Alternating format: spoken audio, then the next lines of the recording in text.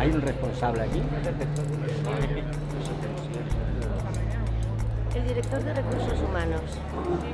Que él es el director de Recursos Humanos. El máximo responsable, que es el gerente. El de l'ICS, sí. ¿Está aquí? Jo vinc com a director de Recursos Humans de l'ICS, soc el màxim responsable de Recursos Humans de l'ICS. Qualsevol cosa de Recursos Humans. I per sobre seu qui hi ha? Per sobre meu doncs, hi ha el gerent de l'ICS, que és el màxim responsable. I és ara? Està en una reunió. Ens esperem. No problema, ens esperarem. No tenemos prisa, nos da igual 2 horas que 3. Nos da igual, no tenemos prisa.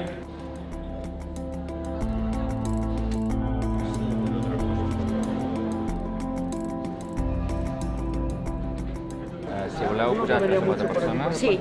i us atendrem, em farà un espai un moment i us atendrem de seguida. Si voleu pujar 3 o 4, decidiu vosaltres i us acompanyo. D'acord, Vale? gràcies, sí. Que vayan a subir, los que vayan a subir. Nosotros 3.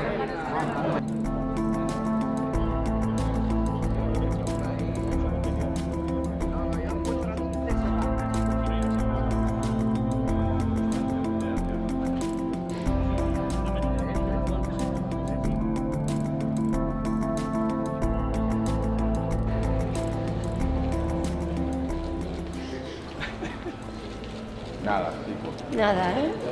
Cuando ese señor defiende y dice que el señor Boi Ruiz está defendiendo la sanidad pública, sitúate, ya sabes dónde está. ¿Qué va a hablar? Tiene que hacer las mutuas.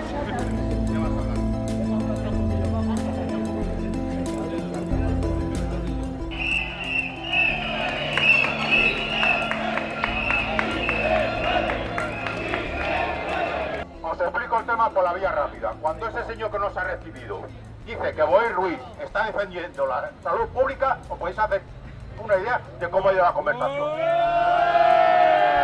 es lo que ha habido. Tienen mucha cara y muy buen encaje. No se creen nada de lo que les decimos. Y ellos hablan como si estuvieran en posesión de la verdad. Y para finalizar nos han colocado un mitin paternalista y nos han dicho que estamos mal informados y que antes de hacer las cosas nos enteremos mejor.